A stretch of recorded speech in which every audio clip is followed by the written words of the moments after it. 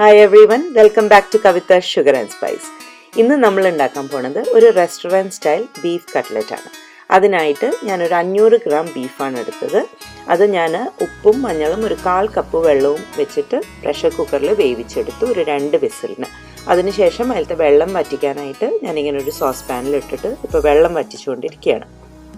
നമ്മൾ ഈ പാത്രത്തിൽ തന്നെയാണ് ബാക്കി മസാലകളൊക്കെ ചേർക്കാൻ പോകുന്നത്. ഇതിവിടെ വേവിക്കുന്ന സമയത്ത് ഞാനിവിടെ ഒരു 3 ഉരുളക്കിഴങ്ങ് ഒരു സോസ് പാനിൽ ഇട്ടിട്ട് വേവിക്കുന്നുണ്ട്.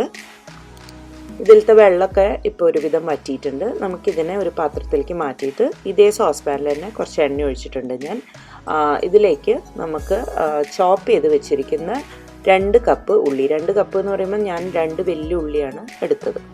അത് നമുക്കിതിലിരുന്ന് വഴറ്റണം. അപ്പോൾ ഒരു തരി ഉപ്പിട്ടിട്ട് അടച്ചു വെച്ച് നമുക്കതിനെ വഴറ്റാം. നമ്മുടെ ഉള്ളി ഇപ്പം നന്നായി സോഫ്റ്റായി വഴറ്റി റെഡി ആയിട്ടുണ്ട്. ഇതിലേക്ക് ഞാനിപ്പം ഒരു 2 ടേബിൾ സ്പൂൺ വീതം ജിഞ്ചർ ഗാർലിക് പേസ്റ്റ് ചേർക്കുകയാണ്. ഞാനിതിപ്പോൾ ഇവിടെ ഫ്രഷ് ആയിട്ട് അരച്ചെടുത്തതാണ്. സ്റ്റോർ ബോട്ട് വേണമെങ്കിൽ നിങ്ങൾക്ക് ചേർക്കാം, പക്ഷെ എന്തായാലും നമ്മൾ ഫ്രഷ് അരയ്ക്കുന്നതിൻ്റെ ആ ഒരു ടേസ്റ്റ് ഉണ്ടാവില്ല.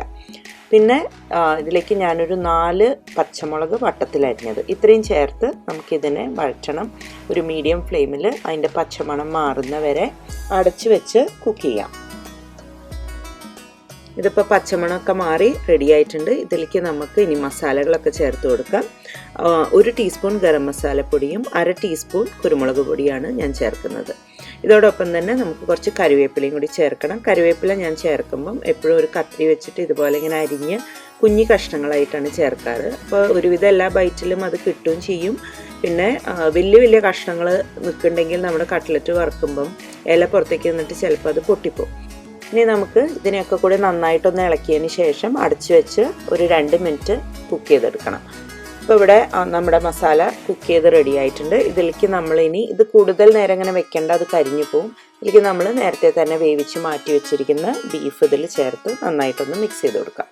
ഇനി ആ മസാലയൊക്കെ ബീഫിലൊന്ന് കയറാനായിട്ട് നമുക്കൊരു 5 മിനിറ്റ് ഇതൊരു മീഡിയം ടു ലോ ഫ്ലെയിമിൽ അടച്ചു വെച്ച് കുക്ക് ചെയ്യാം. അപ്പോൾ ആ സമയം കൊണ്ട് ഞാൻ ഉരുളക്കിഴങ്ങൊക്കെ പീൽ ചെയ്ത് മാഷ് ചെയ്ത് കൊണ്ടുവരാം. അപ്പം നമ്മുടെ മസാലയൊക്കെ പിടിച്ച് ബീഫ് റെഡി ആയിട്ടുണ്ട്. അടുപ്പിനി ഓഫ് ചെയ്യാം. എന്നിട്ട് നമുക്കിതിലേക്ക് ഞാൻ ഉരുളക്കിഴങ്ങ് തോലൊക്കെ കളഞ്ഞ് മാഷ് ചെയ്ത് വെച്ചിട്ടുണ്ട്. അത് നമുക്കിതിലേക്ക് ആഡ് ചെയ്യാം. പക്ഷേ ഇതിന് ചൂടുള്ള കാരണം ഇപ്പോൾ കുഴയ്ക്കൽ നടക്കില്ല. ഇപ്പോൾ ജസ്റ്റ് ഇതിലൊന്ന് മിക്സ് ചെയ്ത് വെക്കാം.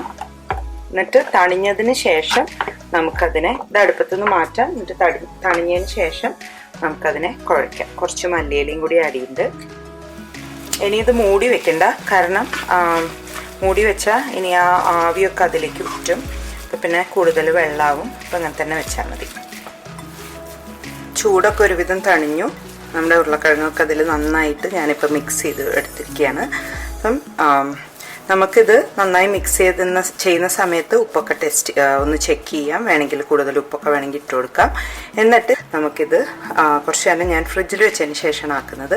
ഒന്ന് തണുത്ത് കഴിയുമ്പം അത് ഉരുട്ടുമ്പോൾ ഒക്കെ നല്ല ഷേപ്പിൽ കിട്ടും.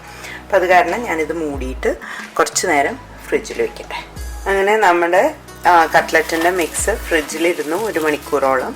ഇത് നല്ലോണം കുറച്ച് ഹാർഡായിട്ടുണ്ട്.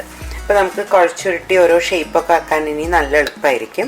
ഇതുകൊണ്ടാണ് നമ്മൾ ആദ്യം തന്നെ ഉപ്പൊക്കെ അതിൻ്റെ ചെക്ക് ചെയ്യണമെന്ന് പറയുന്നത്. കാരണം ഇത് ഈ സമയത്ത് ഇതിപ്പോൾ ഉരുട്ടണ സമയത്ത് ഇനിയിപ്പോൾ ആദ്യം ഉപ്പൊക്കെ ഇട്ട് കുഴയ്ക്കുകയെന്നുണ്ടെങ്കിൽ അത് ഒരു ബുദ്ധിമുട്ടായിരിക്കും. അപ്പോൾ നമുക്ക് ആദ്യം ഒന്ന് ഇതിനെ ഇങ്ങനെ ഞെക്കാം.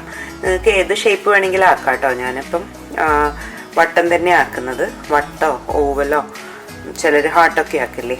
അപ്പം അങ്ങനെ എങ്ങനെയാണെന്ന് വെച്ചാൽ ചെയ്യാം. ഇതിൻ്റെ വക്ക് ഒന്നിങ്ങനെ തട്ടിക്കൊടുത്ത് ഇങ്ങനെ കുറച്ചൊരു കട്ടിയിൽ എന്നിട്ട് നമുക്കിതിനെ ഉരുട്ടി മാറ്റി വയ്ക്കാം. ഞാനിവിടെ ഒരു 4 കട്ട്ലറ്റ് പരത്തിയിട്ടുണ്ട്. അപ്പം നമുക്ക് അതാദ്യം ഒന്ന് ഉണ്ടാക്കാം.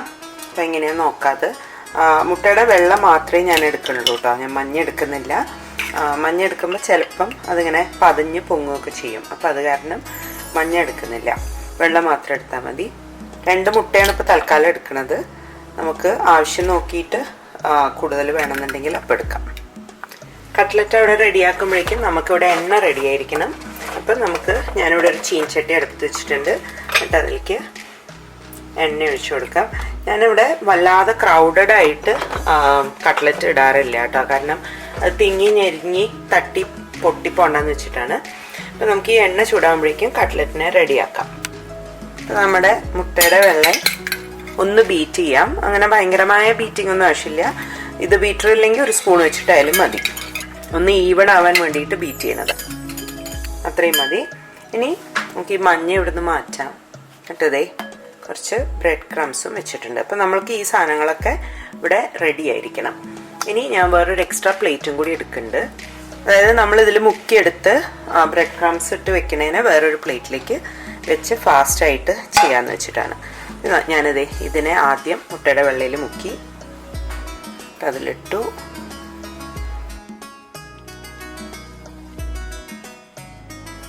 നമ്മൾ 2 കൈ ഉപയോഗിച്ചിട്ട് ചെയ്യുന്നതാവും ബെറ്റർ. അല്ലെങ്കിൽ പിന്നെ ഇടയ്ക്കിടയ്ക്ക് കഴുകേണ്ടി വരും. മുട്ടയുടെ വെള്ള കയ്യിലായ കൈ വെച്ചിട്ട് ചെയ്താൽ പിന്നെ ആ ബ്രെഡ് ക്രംസ് അത്രയും കയ്യിലൊട്ടും. അപ്പോൾ അതെ ഈ കൈ ബ്രെഡ് ക്രംസിന് വേണ്ടി മാറ്റി വയ്ക്കുക, മറ്റേ കൈ മുട്ടയുടെ വെള്ളയ്ക്കും വെച്ചു. ഇതുപോലെ നമുക്ക് ഈ 4 എണ്ണത്തിനെയും ചെയ്യാം. അതിലിപ്പം വല്ല കറിവേപ്പിലയും അങ്ങനത്തെയൊക്കെ ഇങ്ങനെ പൊന്തി നിൽക്കുന്നുണ്ടെന്നുണ്ടെങ്കിൽ അതിനെ നമുക്ക് ഒന്നുകിൽ ഉള്ളിലേക്ക് തന്നെ തിരുകി കൊടുക്കാം, അല്ലെങ്കിൽ എടുത്ത് മാറ്റി എന്ന് വെച്ചാൽ ചെയ്യാം. പിന്നെ നമ്മൾ എല്ലാം മുറിച്ചിട്ട് അല്ല ഇട്ടത് കറിവേപ്പില, അപ്പോൾ അത് കാരണം വലിയ കുഴപ്പമുണ്ടാവില്ല. ഫുള്ള് ബ്രെഡ് ക്രംസ് കോട്ടായി എന്ന് ഉറപ്പ് വരുത്തണം കേട്ടോ. വീട്ടിൽ വെച്ചിട്ട് ഉണ്ടാക്കാം ബ്രെഡ് ക്രംസ്, അല്ല പുറത്തുനിന്നാണ് വാങ്ങണമെന്ന് വെച്ചാൽ അങ്ങനെ. റസ്ക് പൊടിച്ചിട്ടാണ് ഞങ്ങളൊക്കെ വീട്ടിൽ പണ്ട് എപ്പോഴും ചെയ്യാറ്. ഇനി നമുക്കിത് എങ്ങനെയാണ് ഫ്രൈ ചെയ്യേണ്ടത് നോക്കാം. നമ്മുടെ എണ്ണ റെഡി ആയിട്ടുണ്ട്. ഞാനൊരു കഷ്ണം ബ്രെഡ് ക്രംസ് അതിലിട്ട് നോക്കുമ്പോൾ അതേ ചൂടായിട്ടുണ്ട്. അപ്പം ഞാൻ ഹൈ ഹീറ്റിൽ നിന്ന് അത് ഒരു മീഡിയം ഹീറ്റിലേക്ക് മാറ്റി നമുക്കത് ഇട്ട് കൊടുക്കാം.